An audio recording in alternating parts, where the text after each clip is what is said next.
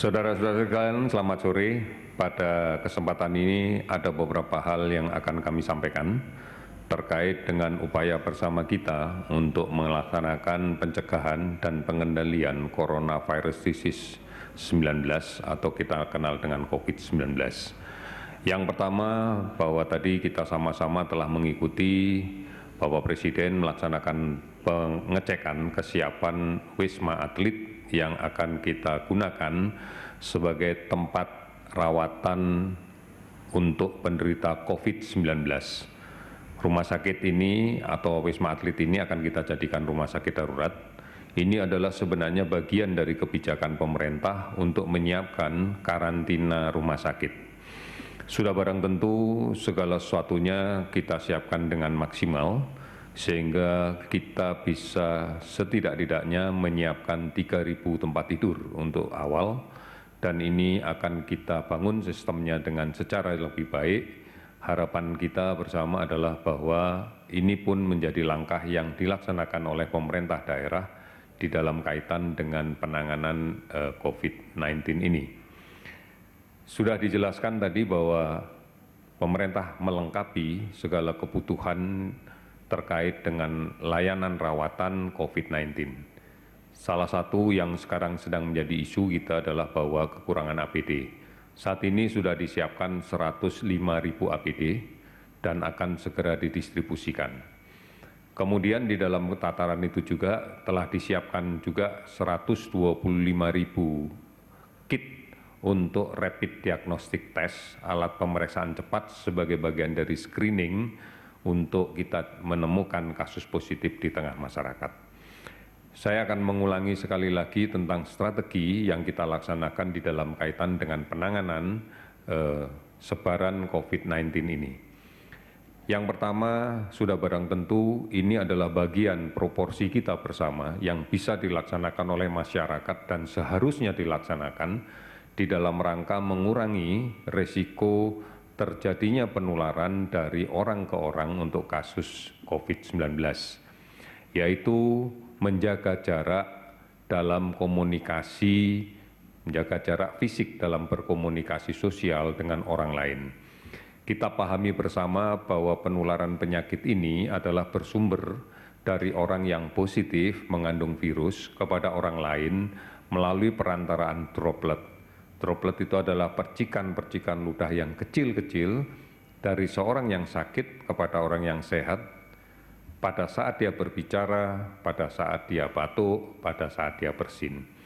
Oleh karena itu, maka menjaga jarak secara fisik antara satu orang dengan orang yang lain ini adalah langkah yang paling bagus dan paling benar di dalam kaitan untuk mengurangi risiko terjadinya penularan ini. Namun juga harus disertai dengan upaya yang secara terus-menerus dan benar melaksanakan kegiatan mencuci tangan dengan sabun. Karena kita tahu bisa saja droplet dari orang yang sakit itu jatuh ke benda yang ada di sekitar kita. Dan tidak mustahil ini akan kita sentuh secara tidak sadar. Dan yang kita khawatirkan adalah setelah terjadi pemindahan partikel virus ke tangan kita, kemudian kita melakukan kegiatan makan, minum, atau memanipulasi hidung, mulut, mata dengan tidak didahului cuci tangan. Ini juga menjadi peluang yang paling gampang untuk kemungkinan terjadinya penularan. Oleh karena itu, mengatur jarak secara fisik dalam konteks berkomunikasi dengan orang lain menjadi penting.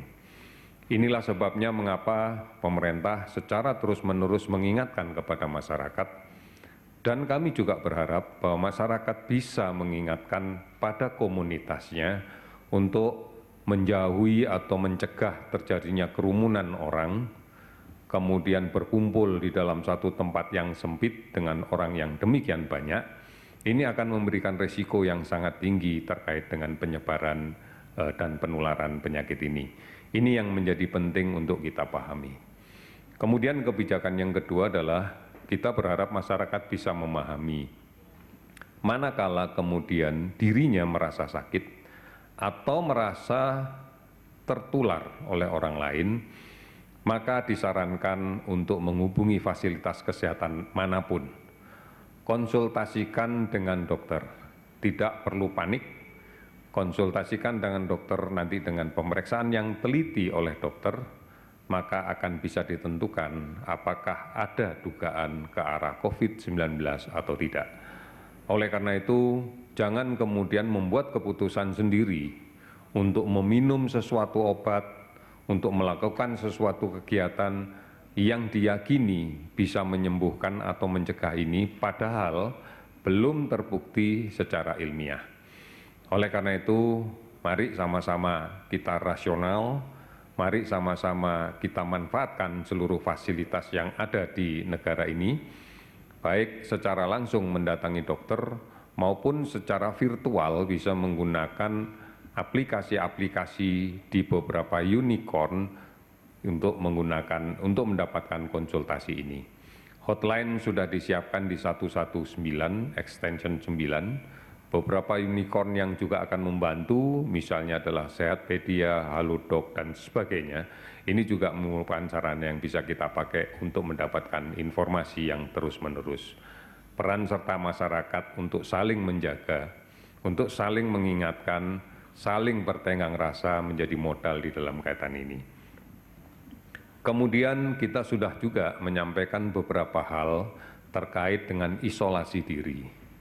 Ini tujuannya adalah untuk betul-betul kita mengefektifkan upaya agar tidak terjadi penularan antara yang sakit ke yang sehat.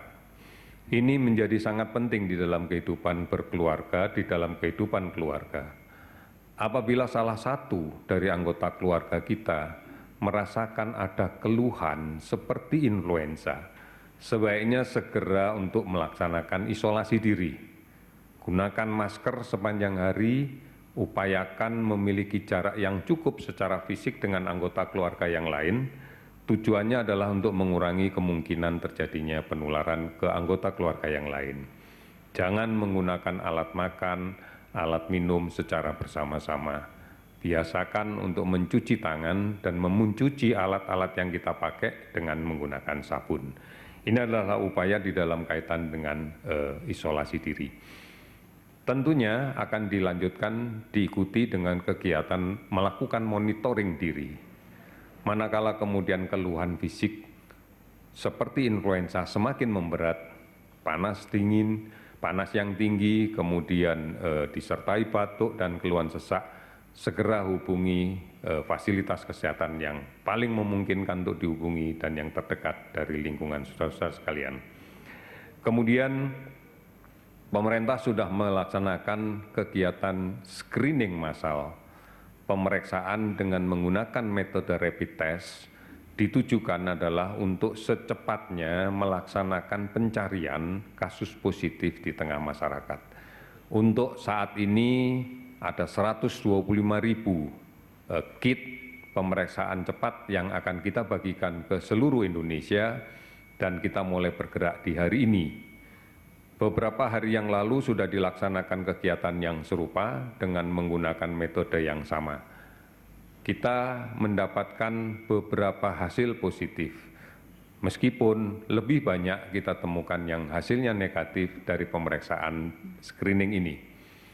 Perlu dipahami bersama bahwa hasil negatif tidak memberikan jaminan bahwa yang bersangkutan tidak sedang sakit. Karena kita ketahui pemeriksaan rapid test ini adalah berbasis pada serologi untuk mengukur kadar antibodi dari munculnya virus. Sudah barang tentu bahwa tidak setiap infeksi virus pada hari yang sama langsung muncul antibodi. Dibutuhkan waktu beberapa hari sejak infeksi itu terjadi agar antibodi muncul dan bisa terdeteksi. Oleh karena itu, pada saat pemeriksaan memberikan hasil negatif, bisa saja sebenarnya antibodi belum terbentuk karena infeksinya baru berlangsung kurang dari 7 hari. Oleh karena itu, langkah yang harus dilakukan berikutnya adalah dilakukan pemeriksaan ulang setelah hari ke-7 sampai dengan hari ke-10 untuk kita ukur kembali antibodinya. Manakala hasil pemeriksaan kedua ini masih tetap negatif, kita bisa menyimpulkan bahwa saat ini sedang tidak terinfeksi. Tetapi ingat bahwa kita belum punya kekebalan untuk tidak terinfeksi. Oleh karena itu sikap hati-hati menjadi penting untuk ini. Inilah yang kemudian dilandasi dengan kegiatan untuk membatasi diri, melaksanakan isolasi diri, termasuk mengatur jarak fisik dalam konteks berkomunikasi dengan siapapun. Ini penting karena kita harus meyakini pemeriksaan rapid, pemeriksaan cara cepat yang pertama dan kemudian dinyatakan negatif tidak memberikan jaminan bahwa yang bersangkutan tidak dalam kondisi sakit. Oleh karena itu, saudara-saudara sekalian, kita tentunya akan mulai berpikir manakala pemeriksaannya positif. Inilah yang kemudian akan kita tindak lanjuti dengan menggunakan screening pemeriksaan yang tahap kedua yang kita sebut dengan pemeriksaan antigen yang kita kenal dengan PCR, pemeriksaan secara molekuler. Apabila pemeriksaan dengan cara ini positif, pasti dikatakan bahwa yang bersangkutan terinfeksi. Inilah sebabnya maka kemudian pemerintah menyiapkan beberapa fasilitas untuk menambah ruang isolasi rumah sakit. Di antaranya tadi yang sudah diperiksa, dicek kesiapannya oleh Bapak Presiden adalah Wisma Atlet. Tujuannya adalah melaksanakan isolasi rumah sakit. Oleh karena itu, sudah barang tentu kita hanya akan merawat kasus-kasus positif yang dibuktikan dari hasil pemeriksaan antigen. Ini yang kemudian perlu untuk kita masukkan ke rumah sakit dengan catatan bahwa memang tidak mungkin melaksanakan isolasi secara mandiri di rumah dengan berbagai pertimbangan aspek medis. Disinilah kemudian terapi akan kita berikan secara medikamentosa, secara obat. Oleh karena itu penggunaan obat-obatan yang kita datangkan adalah dalam konteks untuk layanan rawatan. Sekali lagi bukan disiapkan untuk profilaksis. Kloroquine sudah lama kita kenal karena di masa yang lalu ini adalah program yang dilaksanakan untuk pemberantasan malaria. Sehingga kloroquine ini secara mandiri mampu kita produksi sendiri dan jumlahnya cukup. Tetapi kami mohon sekali lagi masyarakat untuk tidak kemudian berbondong-bondong untuk membeli, menyimpan, dan mengkonsumsi sendiri tanpa ada resep dari dokter. Kloroquine adalah obat keras. Oleh karena itu, penggunaannya sudah barang tentu harus atas resep dokter dan dalam pengawasan dokter untuk perawatan pasien di rumah sakit, tidak untuk diminum sendiri di rumah. Ini beberapa hal yang secara penting saya sampaikan pada hari ini. Sebelumnya kemudian saya sampaikan tentang perkembangan update dari kasus yang kita dapatkan, yang kita catat mulai tanggal 22 Maret pukul 12.00 sampai dengan tanggal 23 Maret pukul 12.00. Ada penambahan kasus baru sebanyak 65 orang yang terdistribusi di berbagai provinsi yang bisa kita lihat di tabel. Sehingga total kasus pada hari ini menjadi 579. Kemudian ada penambahan kasus yang sudah 2 kali follow up, spesimen 2 kali negatif dan kita nyatakan sembuh sebanyak 1 orang, sehingga total kasus sembuh adalah 30 orang. Kemudian ada 1 tambahan lagi kasus yang meninggal dari data yang kami rilis kemarin 48, sehingga total kasus meninggal adalah 49. Berdasarkan distribusi provinsi inilah kemudian pemerintah pusat melaksanakan distribusi APD, distribusi alat screening test, distribusi masker, dan distribusi obat-obatan. Kita berharap bahwa semua fasilitas kesehatan yang memberikan layanan terhadap pasien COVID-19 ini bisa kita penuhi secara standar kebutuhan APD, kebutuhan reagen, kebutuhan masker, kebutuhan obat-obatan, sehingga kita bisa lebih efektif lagi melaksanakan layanan rawatan dan kita bisa memberikan yang terbaik untuk para warga negara kita yang sedang sakit COVID-19.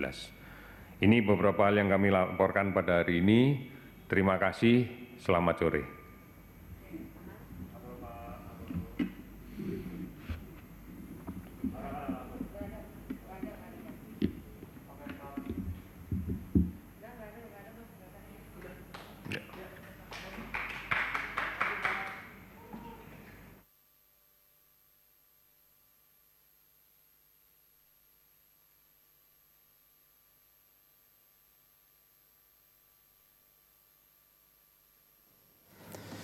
Ya, pemirsa, baru saja kita mendengarkan konferensi pers langsung dari juru bicara pemerintah terkait penanganan mewabahnya virus corona, yaitu Ahmad Yuryanto. Tadi disebutkan bahwa Presiden telah melakukan pengecekan Wisma Atlet sebagai rumah sakit darurat atau karantina rumah sakit dan menyediakan 3.000 tempat tidur untuk tahap awal. Selanjutnya sudah disiapkan juga 105.000 APB dan juga sudah disiapkan kit untuk rapid test. Pemerintah juga mengingatkan kembali kepada masyarakat terkait dengan pencegahan penyebaran virus corona. Dan tadi terupdate informasi terkait kasus terbaru dari penyebaran wabah corona ini. Untuk penambahan kasus baru ada 65 orang hari ini dan total sampai dengan saat ini sebanyak 579 dan ada yang sembuh atau sehat 1 orang menjadi total 30 orang yang sehat dan meninggal 1 orang menjadi total 49 orang yang meninggal dunia.